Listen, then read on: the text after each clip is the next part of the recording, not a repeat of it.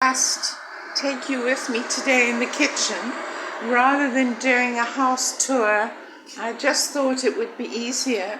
It's quite an overcast day, so I just took everything, all the Christmas stuff down from the garden and just came out and picked some of my herbs, parsley, sage, literally rosemary and thyme, like the nursery rhyme. And I'm just gonna show you what I've been up to today, because on days like this I love to cook. I love Italian cooking and I love cooking in general. So this is misted up already. I have to wipe that. I'm making a lovely rich ragu. So how do I make my ragu? Like all Italians, I chop up onion, celery, carrots, quite fine. I make mine quite chunky. I don't mind a bit of vegetable. Then I add a mixture of beef and pork mince and a whole tin of San Marzano tomatoes, salt and pepper and lots of oregano. And then I just, you see this is bubbling? It should just poof, poof, poof. And if you want to turn it down even more, I have something that on the gas it's quite difficult to have it turned down. So I have this. And what this does is it kind of just makes the simmer much less. So let me see if I can organize this. So you stick that on there, okay, on the gas. And what that means is that it's just going to simmer much slower. You should make sure that there's no oil on that plate, otherwise it makes smoke like mine is, because the oil burns straight off the gas. But I've got the fan going, so it should be fine. And do you see now that's even a lesser simmer? The simmer, because I've turned it down as far as it will go, and now it'll just simmer even less. It's a low simmer.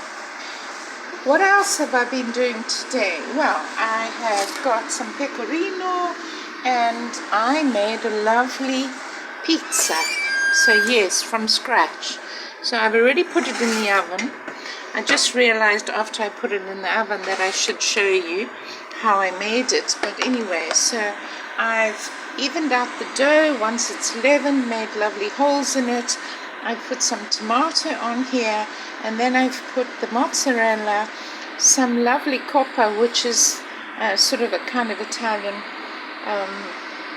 like a prosciutto ham, and I've chopped that up. That's crudo, and I put some herbs on the top, and the cheese, of course, the pecorino, and now it's going into an extremely hot oven, max, as you can see.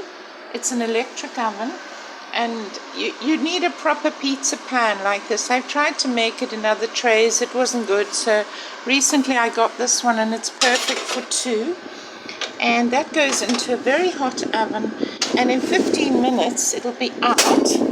And we'll be able to have that lovely pizza. And then this is going to be for the whole week. I've got some people coming for lunch tomorrow.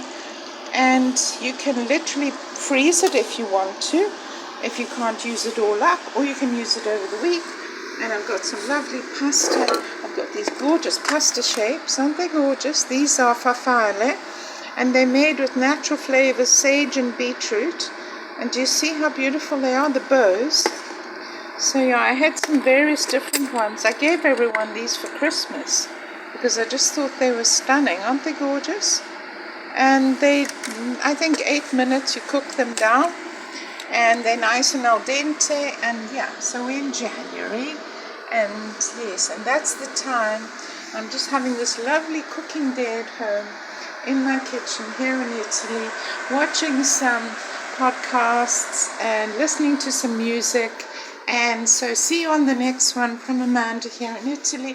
All the Christmas decorations have been taken down and starting a new year. So see you soon on the next one. Bye. Bye.